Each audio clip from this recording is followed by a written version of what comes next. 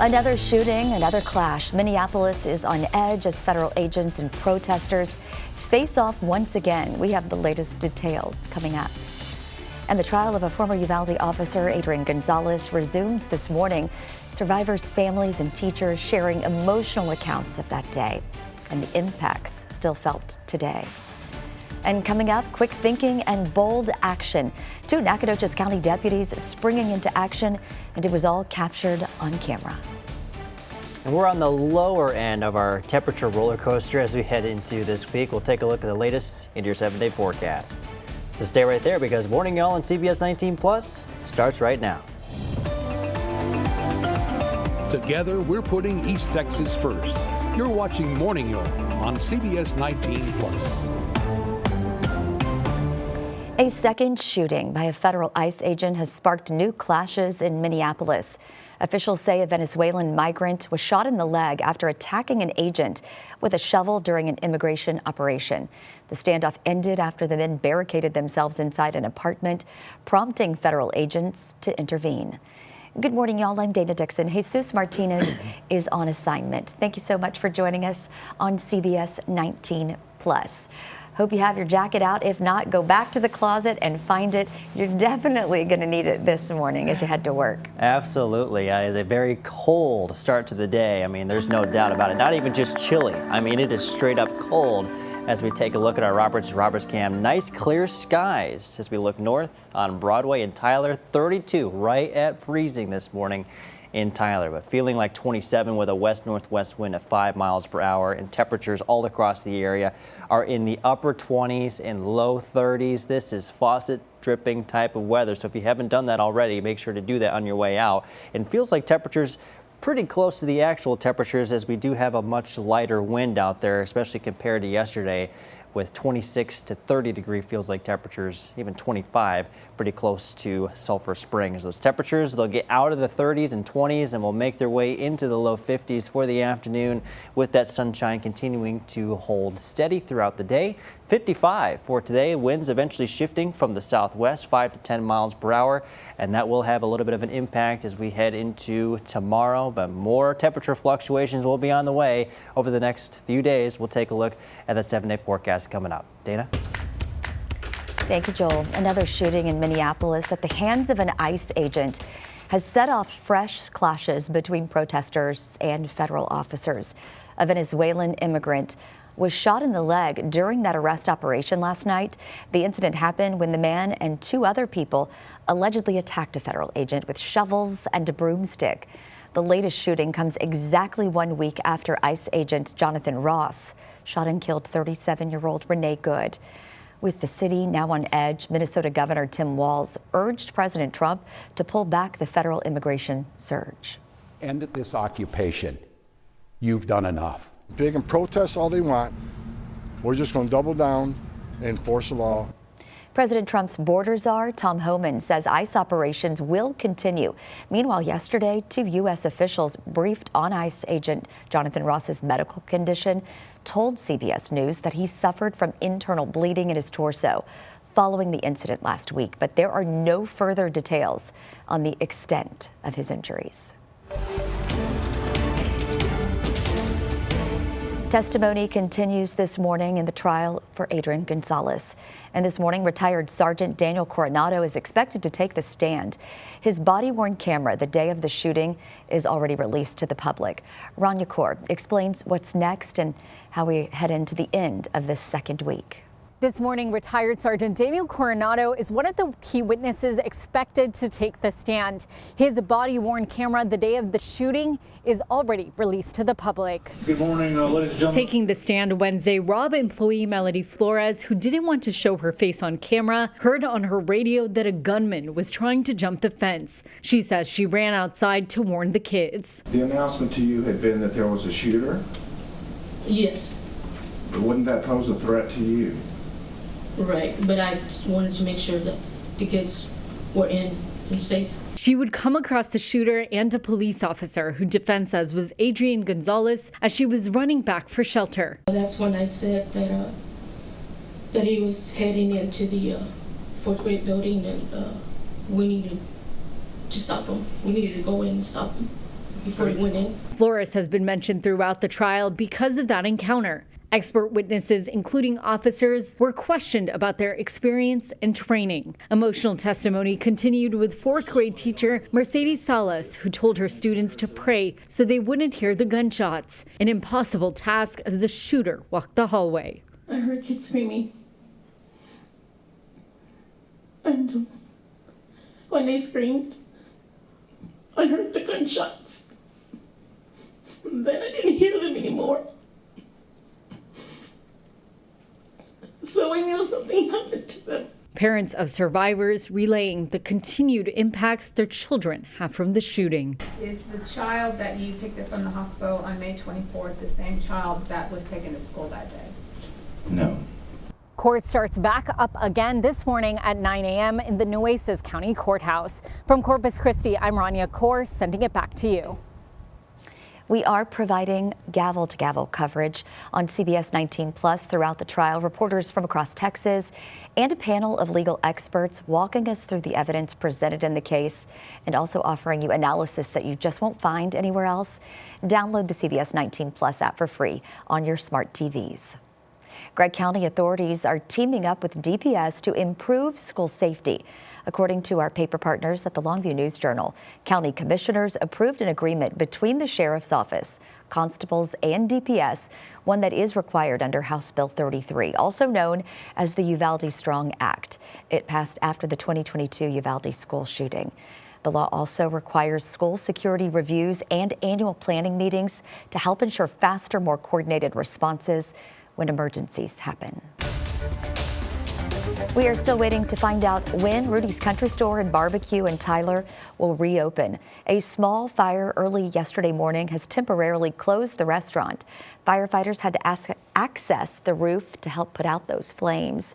According to a sign on the door, the restaurant is closed for the time being. The cause of that fire is still under investigation.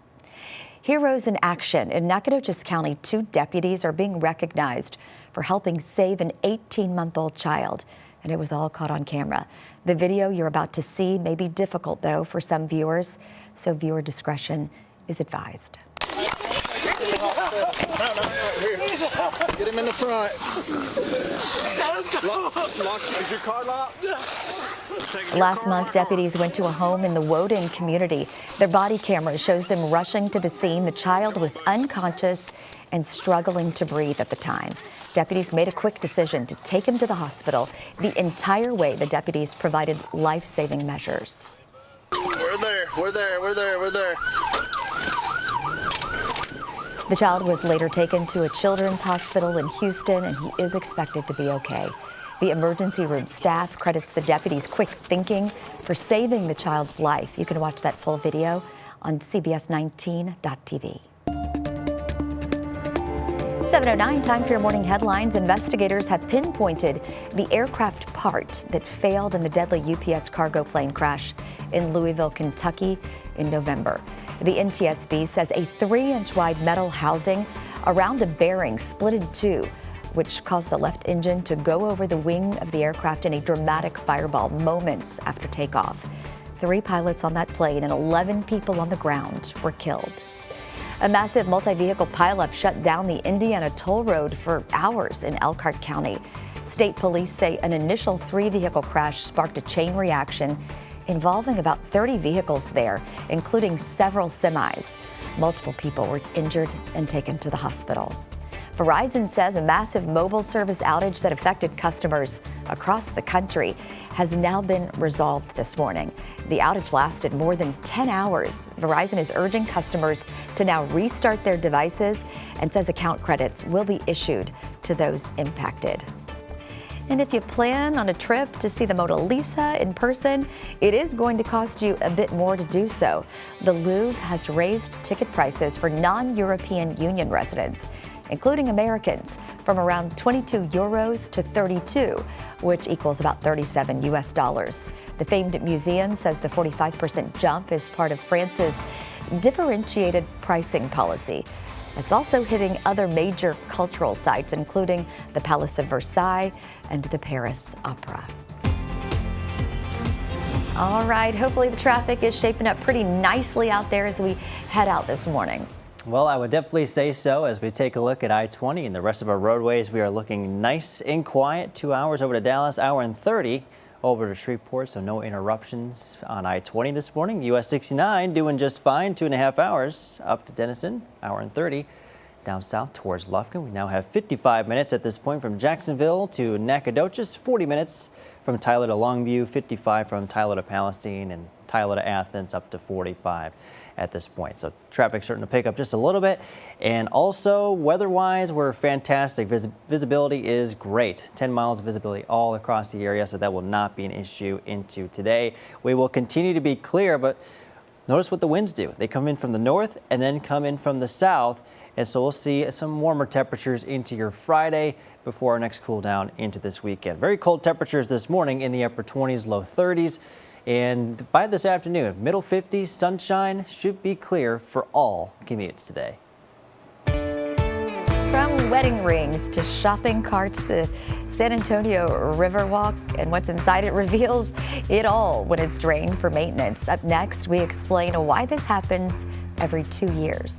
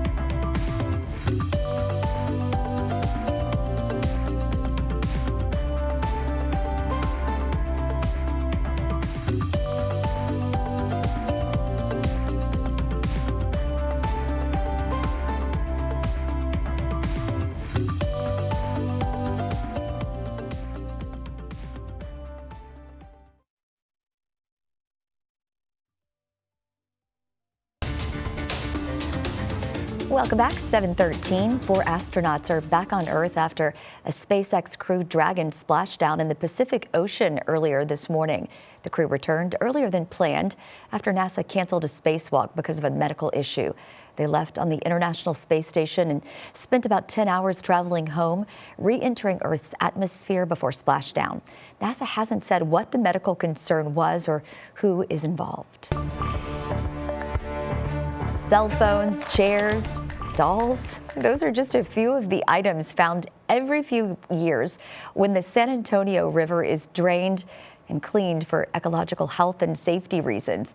Jeremy Baker took a look at the muddy and murky mire with all the water withdrawn.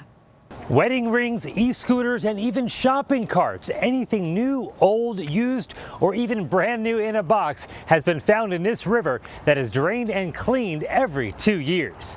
Anything that you would see in the downtown area being used, probably at some point or another, is found. It's kind of just rushed into the river. Adrian Arroyos is an aquatic biologist with the San Antonio River Authority. He says making sure every inch of infrastructure is performing properly is a big reason too.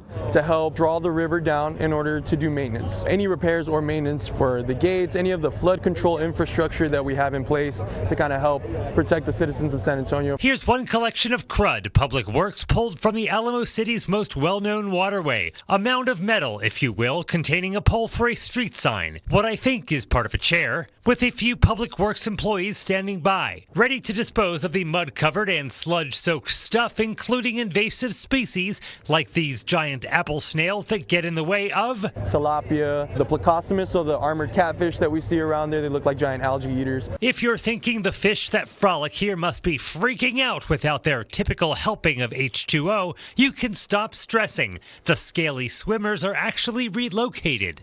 We care about the native aquatic life within the river, and we don't want them to struggle for the long week that it's drained. The final product, a river we humans can all relish without all of the metal even a mackerel would say is, well, meh. If you do litter, please stop. The San Antonio River Authority also says to toss your trash in a timely manner to make sure this river is as rubbish-free as possible. Yeah, got to keep it looking good for all the visitors.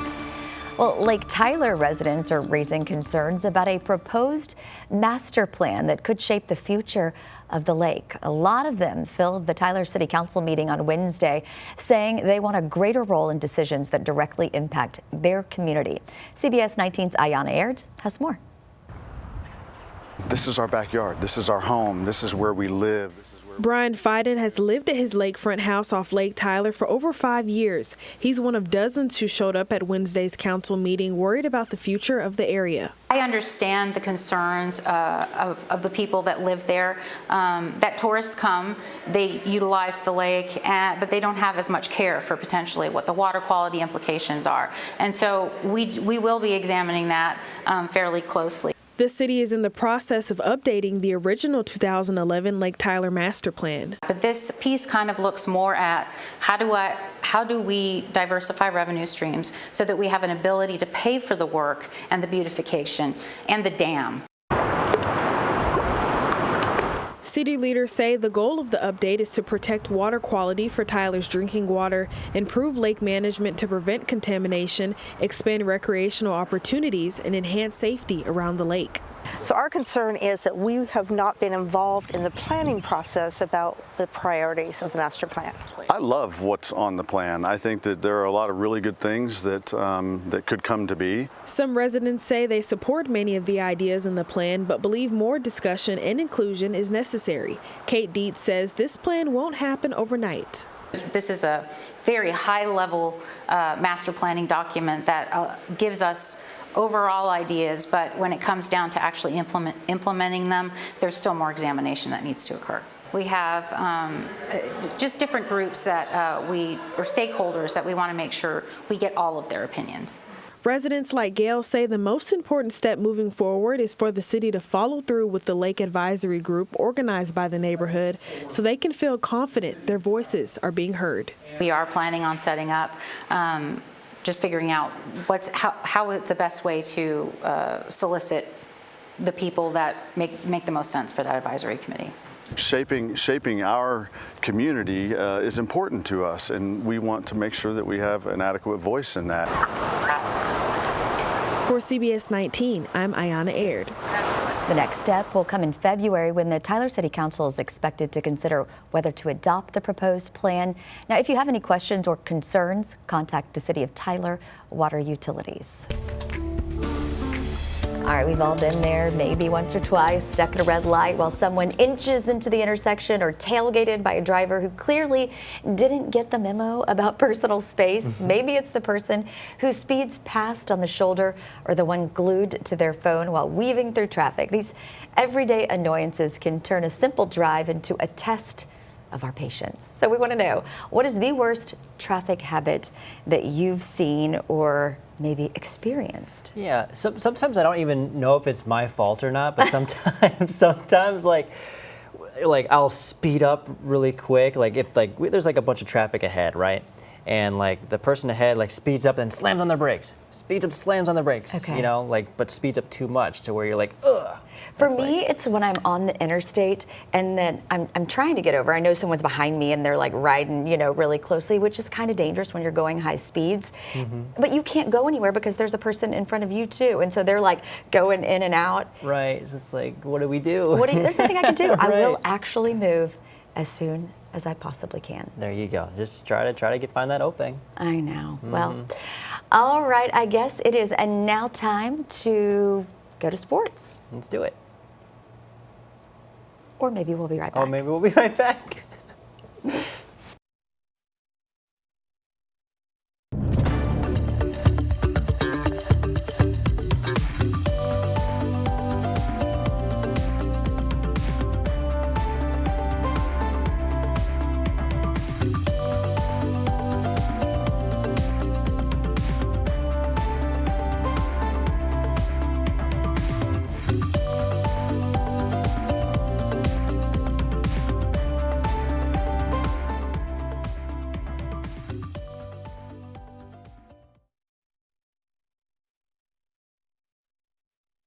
It's time for CBS 19 Sports. Hello and welcome to Sports. I'm Jimmy Searfoss. We're glad you're with us. In the world of junior college basketball rivalries, doesn't get bigger than this one, baby. We got TJC taking on Kilgore College. These schools about 45 minutes away from each other, and this one was physical. Xander Frazier going to work here, threw his man, no good. Try again, sir. This one, the kid from Bama gets this one back into the net. Apache's going to work early. Savory Scott, this time gonna pull up from beyond the arc, back from Philly. This kid's good from deep. TJC getting hot. Let's see Caden Bell trying to get inside. Can't quite do it. Falling backwards. Get up. That one is good. Apaches staying getting a small lead early on. Bell got a little bit rung there, though. This steal ends at the net. That's Lamarius White picking it up through the light foul. TJC straight back to work. Hot from the corner. Kilgore going ahead and matching them. Antonio Shannon Jr. nails this one from three. He's going to stay hot himself. They're going to pick up the steal here. Get it back to the same man. Shannon with the planning.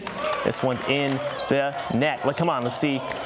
Bell getting active earlier. Let's do it again with the right hand, getting it the hard way. This one goes in. And after one, this one is all tied up at 36. TJC ends up taking this one 76-74. Well, lacrosse is one of the oldest sports played out here in North America, dating back to the 1600s, but you won't find many places out here playing it in the piney woods. One high school is looking to change all that. Just about every high school in East Texas has a turf field, but none of them look like Cumberland. We are the only East Texas lacrosse. Lacrosse has been played for centuries across North America. Fast pace, it's fun, it's energetic. But for those looking to play in East Texas, there's really only one spot to do it. Kids come from White House, Bullard, Legacy. We had Bishop Gorman. We had a couple kids that came from there. We start off with low numbers. Somehow when the season starts, we have enough to do our team, and we're trying to grow as much as we can. They're looking to grow not just in numbers, but in awareness of the sport too. Because nearly all the kids on the field didn't start their athletic careers with a stick in their hand. I played football originally, and then here at Cumberland when I transferred, they don't have football, so I still wanted to play something where I could make a little contact and have some fun with some boys. And once they strapped that helmet on, they were locked in. Cumberland lacrosse, there's nothing around here that does it. It's kind of cool just be able to say you play lacrosse in Texas. And they're always looking for more people to play with and against. Nearly all of their competition is in Dallas or Shreveport. In years past, we have traveled all the way to South Carolina as a team to play. But as they grow, they hope more teams will sprout up across East Texas. And the ultimate goal is to have 2 or 3 teams on the east side, so that way we can just grow. And everyone is welcome to come give it a shot. We're growing and we want as many kids as we can. We will teach them how to play lacrosse, and it's a lot of fun to watch. And when you sit down, you get to see your kid just grow. It's awesome to see. Hey, George Cumbie went into history yesterday. The Bishop Gorman and Brownsboro star was named to the 2026 College Football Hall of Fame class. Cumbie is known as one of the best Sooner linebackers to ever play in the 1970s. He earned 3 first-team All-Big 8 honors. He was the 1977 Big 8 Defensive Newcomer of the Year and the 79 Big 8 Defensive Player of the Year while at Oklahoma, while also being an All-American. Hey, not a good sign for Texans fans. Nico Collins did not practice on Wednesday. He left Monday's game with a concussion. Still going through concussion protocol. Speaking of out, Anthony Davis will be spending the next 6 weeks on the bench as he heals up from ligaments injured from his time playing against the Jazz. He played just 29 games since coming to Dallas back in February. The decision to wait and heal comes after he was expected to undergo surgery, so I guess this is the better option. That's all I got for you. See ya. From the underdogs to the rising stars. We're kicking off a mission to help every dog and cat get their shot at a forever home. Help us score a win for animals in our community. Sponsored by Pelche Subaru. Well, we are about to step away for a moment while we break into our over-the-air broadcast for a news update. We'll be right back here on CBS 19 Plus.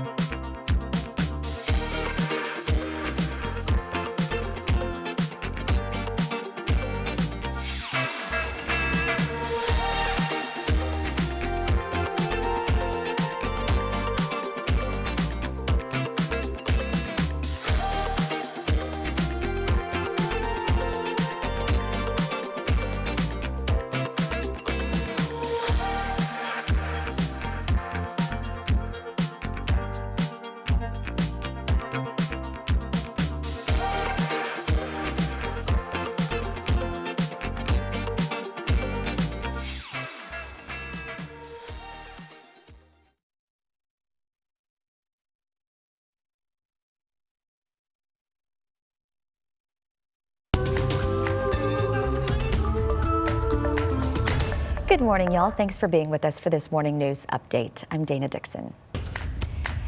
Brett County authorities are teaming up with DPS to improve school safety.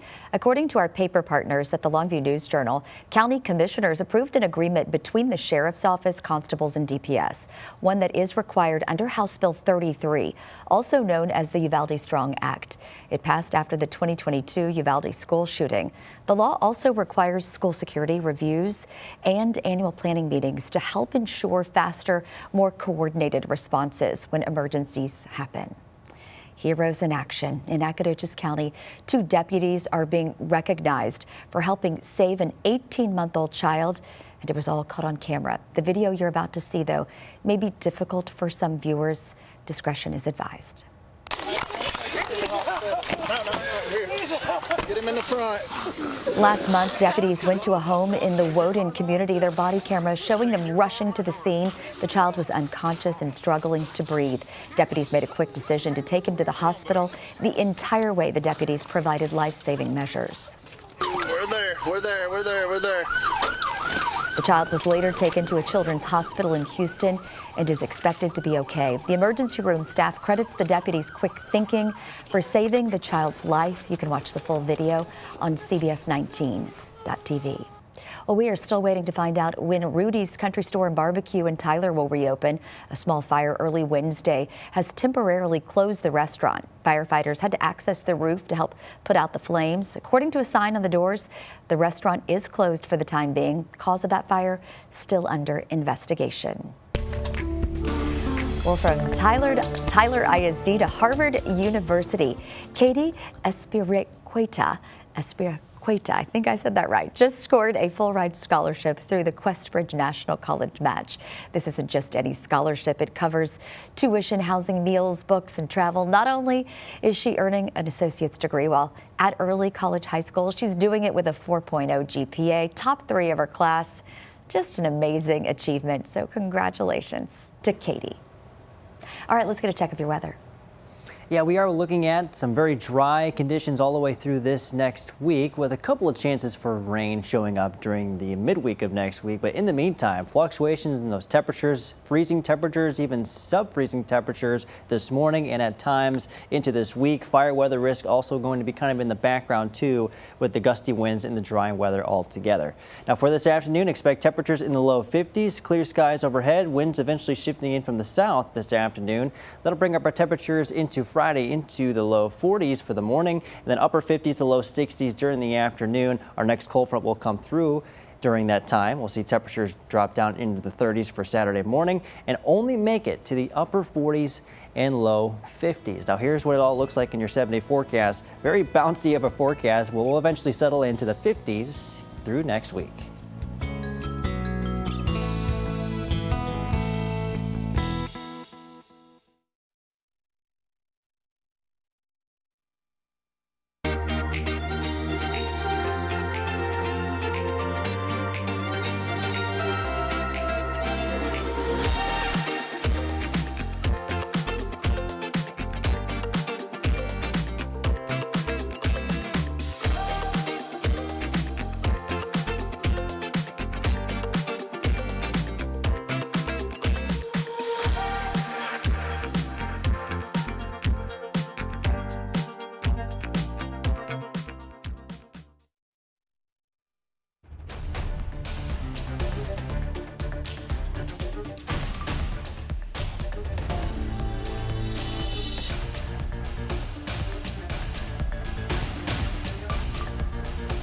Welcome back to Morning Y'all on CBS 19 Plus. This is what's coming up in our second half hour.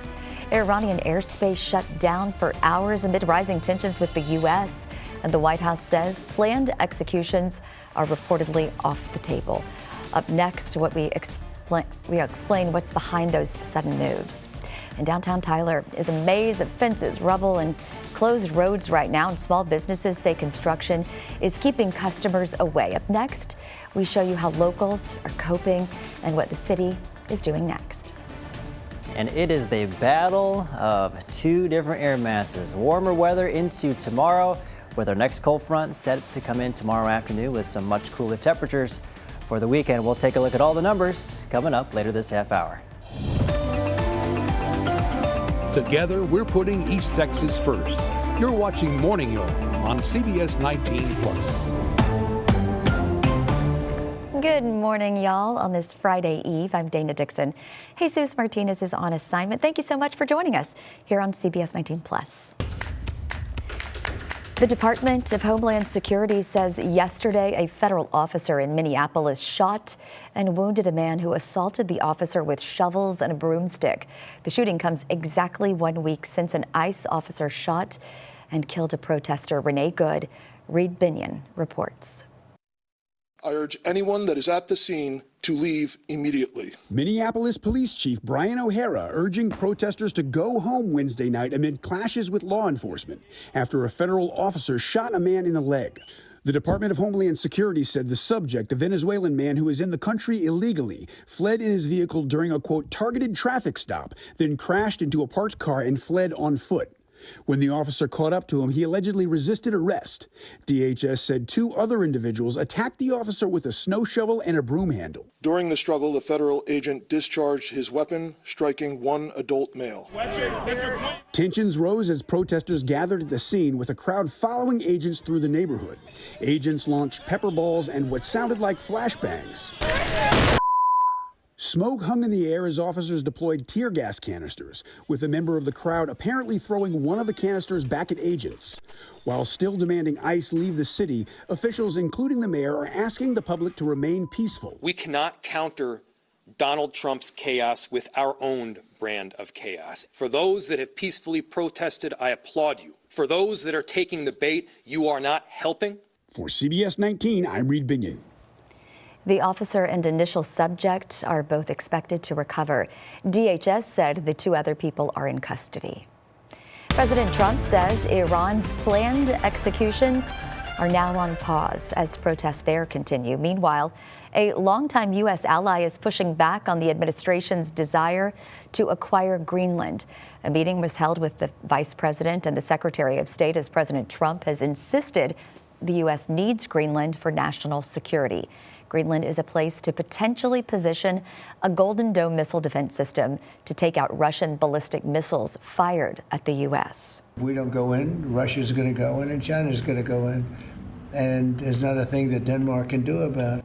Meanwhile, Vice President J.D. Vance was the tie-breaking vote blocking a move to limit President Trump's ability to further strike Venezuela. Lawmakers say Secretary of State Marco Rubio has promised to seek congressional approval in advance of any major operations in Venezuela. The cost of changing the name of the Department of Defense to the Department of War could get into the 9 figures. That's according to a new report from the Congressional Budget Office. Now, in September, President Trump signed an executive order calling for the rebrand because he said the name was more appropriate given the state of the world. The CBO says the name change could cost about $10 million if it's implemented in a limited way. But the CBO also said it could cost as much as $125 million if the name change is implemented broadly and rapidly. The report says the cost would include staff time spent updating documents, revising websites, and new signage. Your child's school will soon be able to serve whole milk again. President Donald Trump signed new legislation yesterday that reverses a ban on full fat and 2% milk in the National School Lunch Program. Now, the previous policy under former President Barack Obama was based on the belief that whole milk caused obesity in children. Trump says the decision will ensure millions of school-aged children will have access to high-quality milk. The new law will also allow parents to request a substitute for milk. Fire crews spent part of yesterday checking for hot spots after putting out a grass fire in Smith County. The fire was east of Tyler, and officials told us it was mostly contained after coming dangerously close to homes. Crews got a call just after 1:30 along County Road 219. Fire officials say strong winds pushed flames quickly through a pasture, prompting evacuations at one point along Haverhill Road. Multiple agencies, along with ESD2 and Tyler Fire, rushed in, stopping the fire just feet from backyard fences. The Smith County Fire Marshal's office is still investigating what started the fire. And we are learning more about what started a large industrial fire back in November. It happened near Tyler Pounds Regional Airport, prompting evacuations in that area. Smith County Fire Marshal Chad Hogue says the fire originated in a roll-off dumpster at Four Seasons Containers. And that's where waste from the recycling process was happening on a regular basis at the building. Investigators say the fire spread from the dumpster, destroying a 24,000 square foot building. The exact cause of the fire within the dumpster, though, is still undetermined. As Tyler's downtown revitalization project is in full swing, small businesses are really feeling the impact, especially those blocked off with that construction. CBS 19's Robert De La Garza shares how owners are calling on the community to support and help keep the doors open. Chain link fences, closed roads, and blocked sidewalks now crowd Tyler's downtown. And for small business owners, ignoring it has been impossible. You look out there and it looks like a war zone, you know. Owner and executive chef at Heritage ETX, Lance McCorder, opened his doors 6 months before the pandemic. So over the years, it's just been one, endless succession of just challenges. And now the revitalization of the downtown square has turned parking spaces into rubble. But with the construction, it's definitely slowed down. Parking is harder. People just don't want to make the effort to find somewhere to park. Manager at Crema Coffee, Maddie Jones, says lower foot traffic has forced cuts to staff and hours. We used to have like 6 people working a day. Now we just have 4 just because the labor was so high. And it's been hard for the employees because, we all need our hours. And for owners, fewer customers mean more headaches. Just do everything you can to survive this. It feels like all of our complaints are falling on deaf ears. With the project expected to last till 2028, the city says construction will happen in phases to limit the impact. But everything that we've done along the timeline has been with that mindset of the least impactful as possible, but still being able to get this job done. Downtown Director Amber Verona says the city has opened parking outside the square and added shuttle services to cut down on the long hikes. We are trying to bring something that is great for the community, that's going to be beneficial, but unfortunately we have to get to that point, and that is through construction. Now they're making a call to action to support ththese local businesses, stressing doors are open. Absolutely. As this stress is crazy, but what do? We keep showing up and trying to make the next plate better than the last one. And a reminder that despite detours and barriers, the heart of downtown is still beating. For CBS 19, I'm Robert De La Garza. And today, the Tyler Area Chamber of Commerce is hosting their annual Economic Outlook Luncheon to break down key economic trends, what local businesses and communities can expect in the year ahead. Now, this starts at 11:30 at the W.T. Brookshire Conference Center. Well, let's get to some Texas news now. Can you almost smell the delicious barbecue? That is how close we are to the Houston Livestock Show and Rodeo. If you've never been, it is so good. So heads up, tickets for this year's concerts and all the rodeo action goes on sale today. Take a look at this year's stacked lineup. We're talking Kelly Clarkson, Lainey Wilson, Chris Stapleton, Tim McGraw, plus Riley Green and Parker McCollum. That's just to name a few of this year's amazing entertainers. Tickets go on sale in 2 waves today. Concerts from March 2nd to the 11th, those go on sale at 10 a.m., while tickets for March 12th through the 21st will go on sale at 2 p.m. You'll be able to enter a virtual waiting room 30 minutes ahead of time. Tickets start at $35, but resale tickets will cost much more. Well, East Texan Matthew McConaughey is going pretty far to stop artificial intelligence from using him without his permission. The Wall Street Journal reports the Oscar winner has secured trademarks for his likeness and voice. They include audio of McConaughey saying, "All right, all right, all right," from his breakout movie, Dazed and Confused. Now, he told the Journal, "My team and I want to know that when my voice or likeness is ever used, it's because I approved and signed off on it. We want to create a clear perimeter around ownership with consent and attribution, the norm in an AI world." All right, it is time to get over to Joel, see how things are looking out there.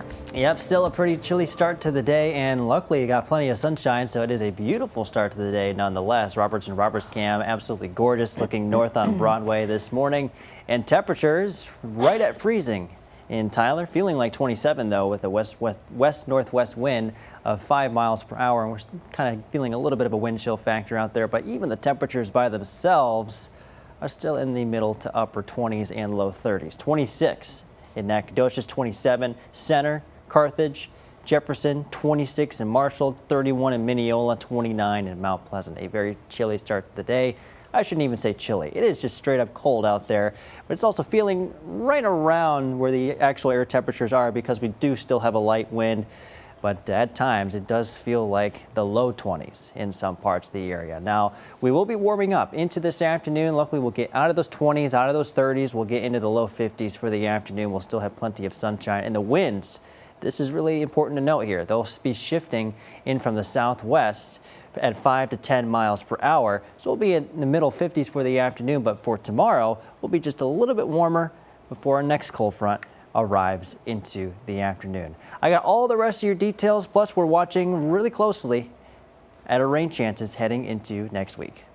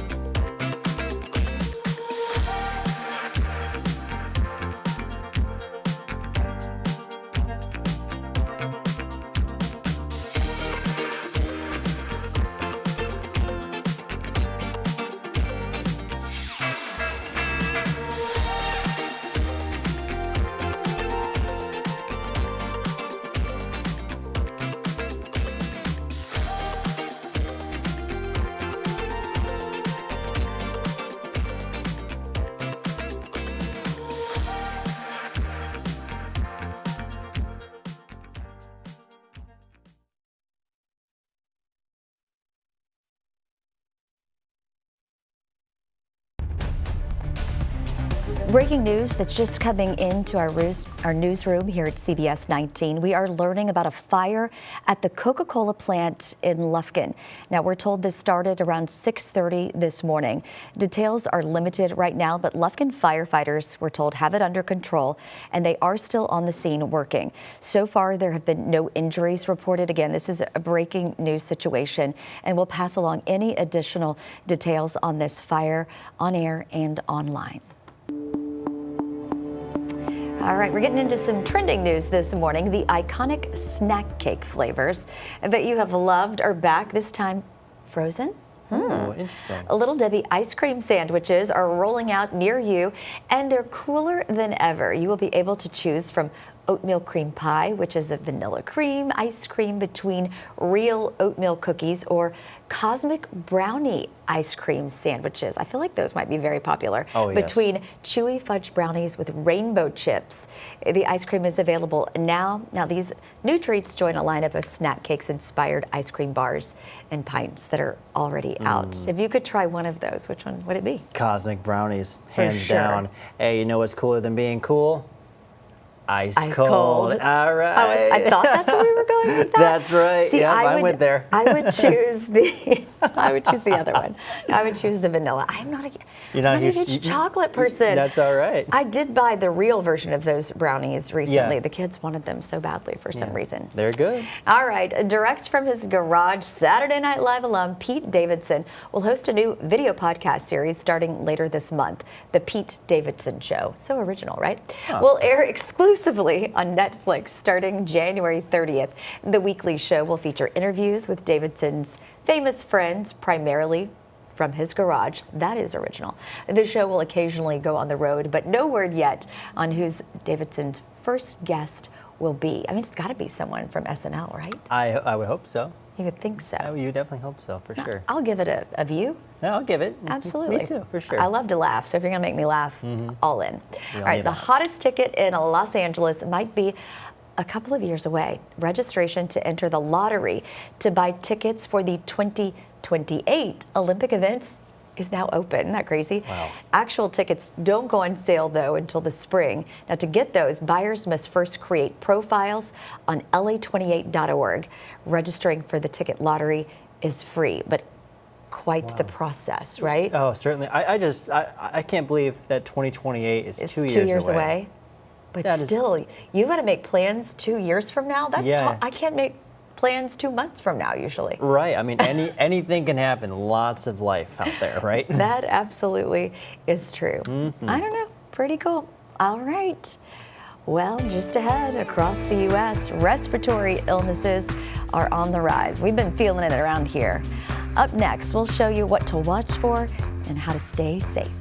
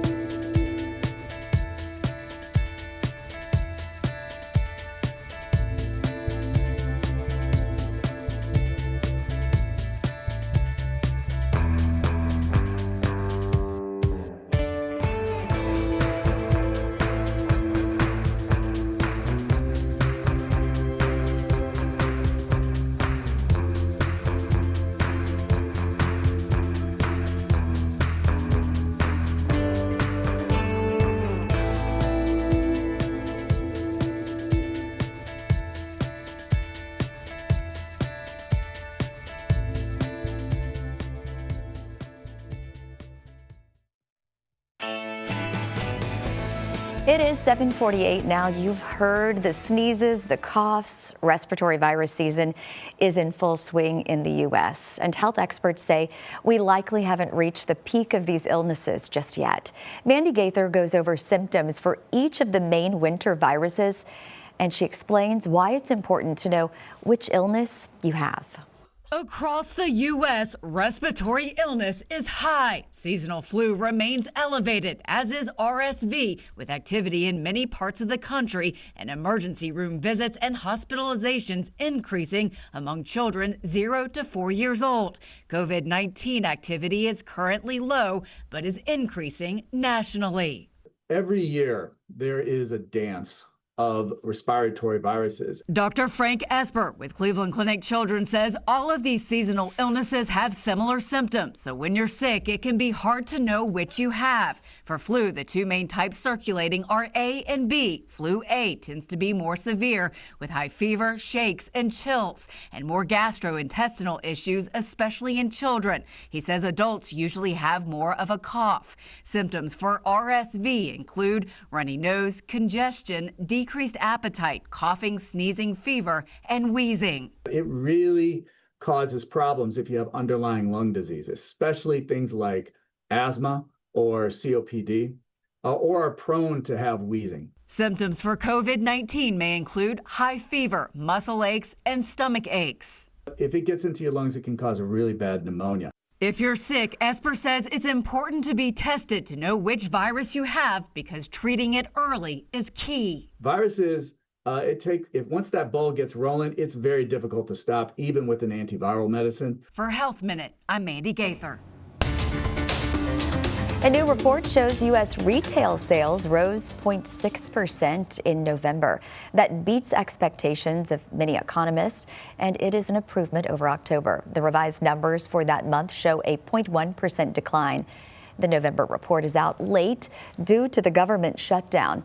It's not adjusted for inflation, and that means higher prices can push up retail sales totals. Inflation did pick up for us U.S. producers in November. The 0.2% jump from October was fueled largely by rising energy prices. November's numbers came late due to the delays also from the government shutdown. Now, the report also includes some data from October, which shows the producer price index rose 0.1% during that month. The PPI tracks the prices producers receive for their goods on the wholesale market. It is frequently seen as a predictor of what consumers may see in the months ahead. Well, we've all been there, maybe stuck at a red light. What about when it turns green and then they don't go?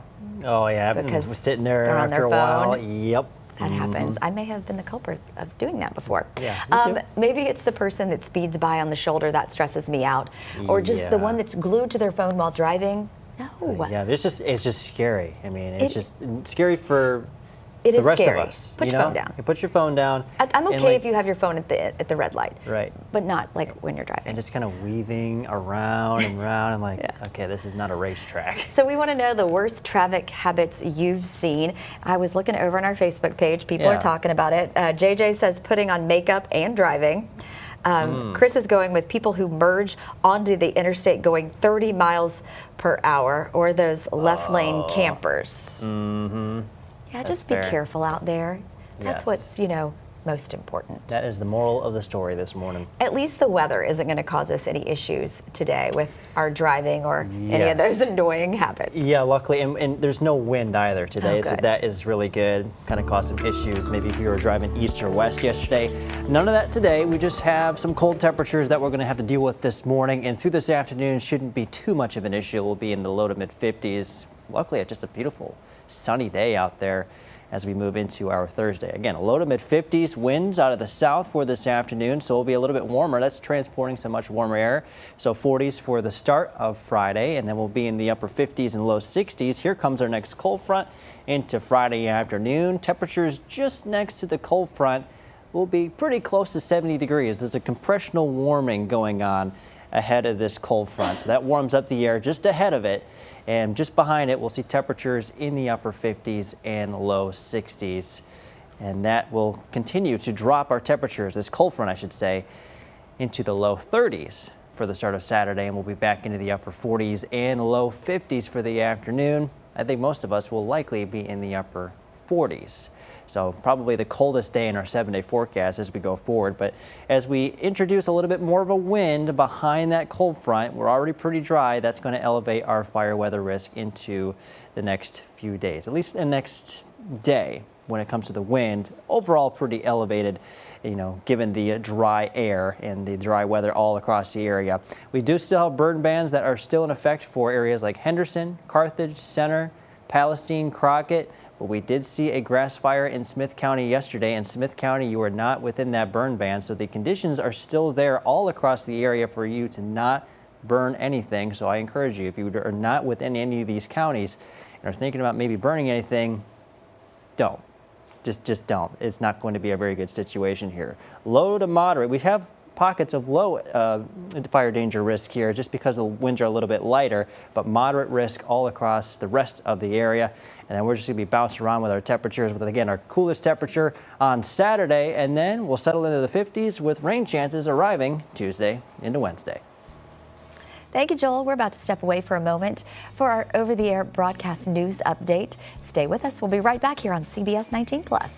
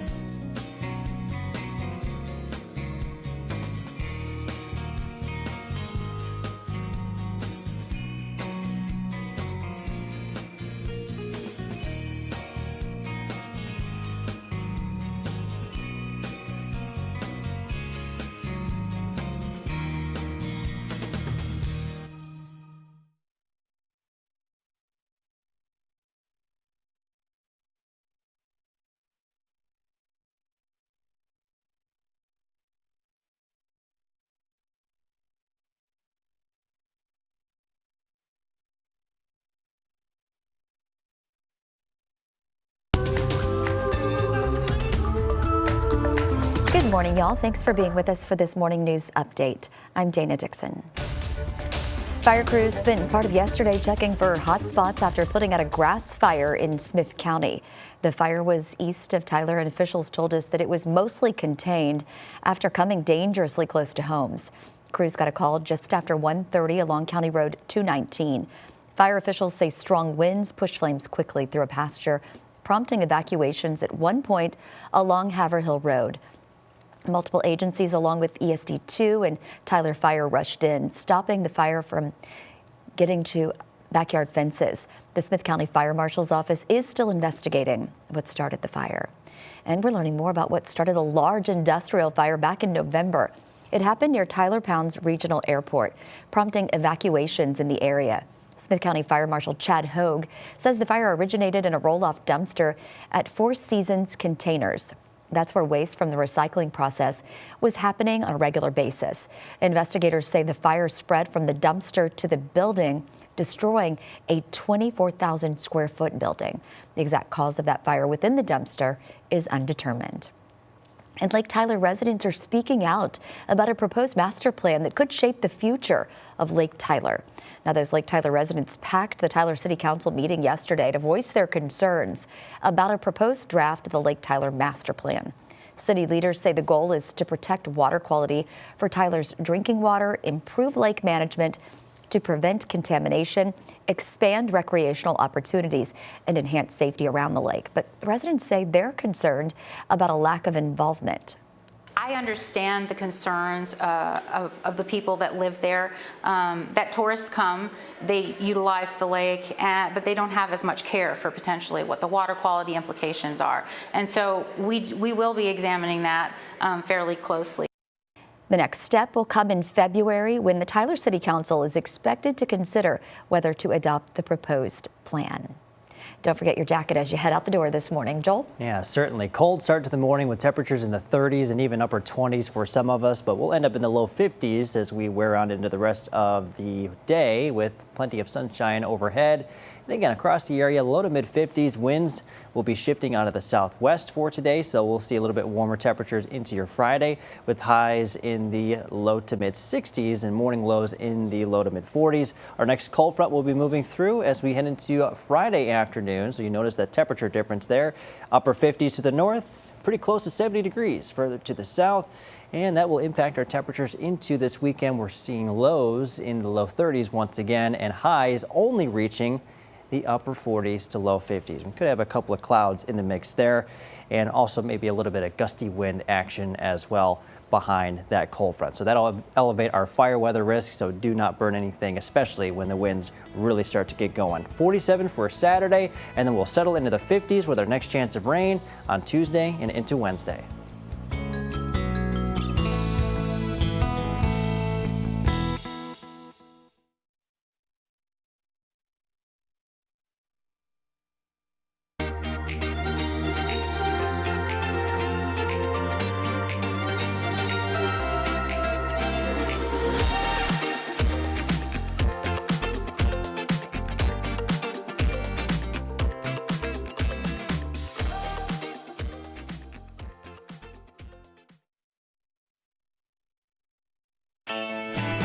News before you go at 8 o'clock. The trial of former Uvalde School District Officer Adrian Gonzalez will continue at 9 this morning. Yesterday, the courtroom heard from Robb Elementary employee Melody Flores. And law enforcement experts also took the stand. A fourth grade teacher and parents of surviving students provided emotional testimonies about the terrifying event and its lasting effects. Proposed changes to Lake Tyler were discussed at a Tyler City Council meeting yesterday, where many local citizens expressed concern about not having a say in the master plan's priorities. Now, the next step will come in February when the Tyler City Council is expected to consider whether to adopt the proposed plan. And as construction in downtown Tyler continues, local businesses are feeling the impact. Owners say that blocked access, delayed deliveries, and rising costs make operating their businesses difficult right now. Parking outside the square and shuttle services will be made available, though, while construction continues. All right, Joel, give us one last look at that forecast before we head out. Well, yeah, definitely bundle up on your way out this morning as temperatures are still in the upper 20s and low 30s. You can trade that in for maybe a vest or maybe a lighter jacket for this afternoon. Highs in the 50s. We'll be back into the 60s briefly for Friday as the winds shift from the south. Our next cold front will arrive Friday afternoon and will impact our temperatures into Saturday. Mostly cloudy skies and only a high of 47 degrees, and will eventually settle into the low to mid 50s as we continue into the rest of the weekend and into next week.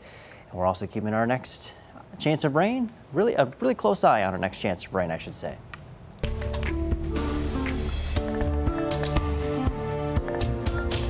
I'll be honest with you, I've never handcuffed an emu before, but they'll fit. Yeah, check this out. A Florida officer found himself not exactly in a wild goose chase, but not too far off either, right? The officer responded to a call about a runaway emu and found himself facing off with what he called big old talons. Ooh. Eventually, the emu was reunited with its owners and returned home safely. All criminal charges were dropped, making this emu a free bird. Free bird. It is a free bird. It looked like it was up to no good, though. I know. It's kind of terrifying looking. I know his eyes were like, Yeah, just like, I got you. Yep. All right, that was a good one to end this morning. For sure. Hey, thanks so much for continuing your day with us here on Morning Y'all on CBS 19 Plus. Please don't forget to catch the noon show that's also coming up here on CBS 19 Plus and over the air. And we've got the latest news and weather here all day long. Have a good morning and join us Friday, dark and early on Morning Y'all.